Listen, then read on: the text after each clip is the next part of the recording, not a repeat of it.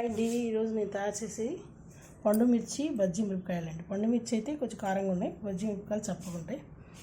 ఒక 8 పండు మిర్చి అండి, ఒక 10 కాయలు బజ్జీ మిరపకాయలు వేసి చేస్తున్నాను. నువ్వులు వేసి, నువ్వులు ఒక అర స్పూన్ మెంతులు ఉన్నాయండి. దీంట్లో ఒక స్పూను చింతకాయ తొక్కిన పచ్చడి, ఉప్పు వేసి తొక్కి, పప్పు పసుపు వేసిన తొక్కిన పచ్చడి అంటే చింతపండు బదులు వేస్తున్నాం. పసుపు, మినపప్పు, ఆవాలు, మిరపకాయ, కరివేపాకు, పోపు దినుసులు, ఇంగువ, నూనె, ఉప్పు, పసుపు అండి. అంతేనండి. ఇది ప్యాన్ వేడెక్కింది,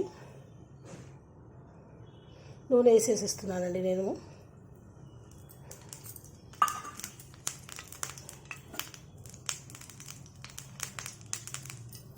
కొంచెం పోపు వేసుకొని కొంచెమే తీద్దామండి, ఎక్కువ వద్దు.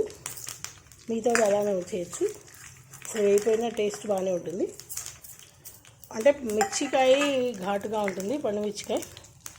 మామూలు బజ్జీ మిరపకాయ చప్పగా ఉంటుంది కదండి, టేస్ట్ బాగుంటుంది పచ్చడి. ఈ పచ్చడి వడల్లోకి చాలా బాగుంటుంది, అన్నంలో కూడా వేడివేడి అన్నంలో కలిపి తింటే చాలా బాగుంటుందండి.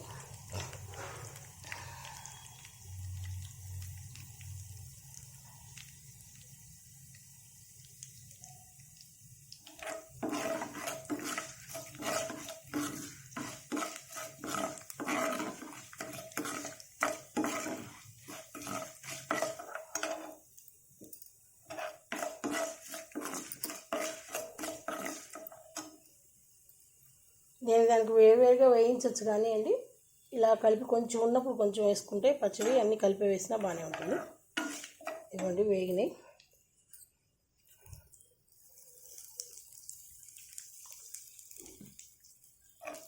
వేసాం.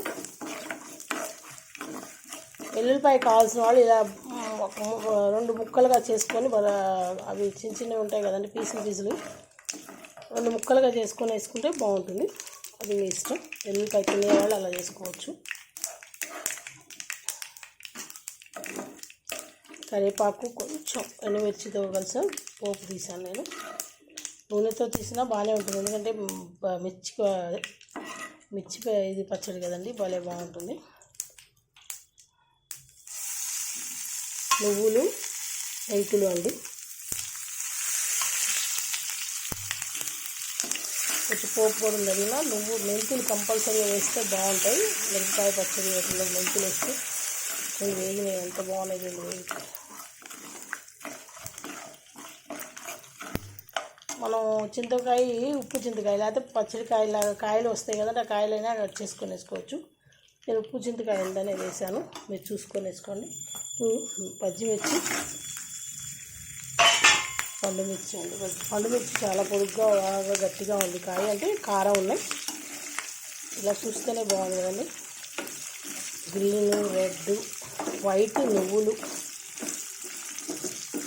ఆరెంజ్గా మెంతులు బాగున్నాయి, అన్ని కలర్గా ఇలా వేసి మనం ఇప్పుడు దీంట్లో కొంచెం చింతపండు ఇది తీసుకున్నాం కదండి, చింతకాయ ఇలా వేసుకొని ఒకసారి కొంచెమే పసుపు వేసి, పసుపు కూడా తక్కువ, ఉప్పు కూడా చూసుకొని వేసుకోవాలండి, అయితే ఉప్పు ఎక్కువ అవుతుంది. చింతకాయ కదా అది. మళ్ళీ మూత పెట్టుకోండి. మూత పెట్టాను, ఒక 10 మినిట్స్ ఆగి చూపిస్తామండి. చాలుగా పచ్చడి చేసి చూపిస్తాను మీకు అండి. పచ్చడి పండుమిర్చి, చింతకాయ, నువ్వులు వేసిన పచ్చడి అండి.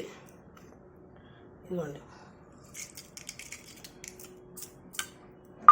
ఇది వేడివేడి అన్నంలో తింటే నువ్వులు స్మెల్ బాగుంటుంది కదండి, చింతకాయ ప్లస్ మిర్చి బజ్జికాయ, అది టేస్ట్ పచ్చడి సూపర్ ఉంటుంది. ఇంతేనండి పచ్చడి, ఇలా కూడా ట్రై చేయండి. వేడివేడి అన్నంలో తింటే సూపర్గా ఉంటుందండి. అంతే అండి. Please like, share, comment, subscribe to Bhargava Sharma బ్రాహ్మణ వంటలు. నమస్తే.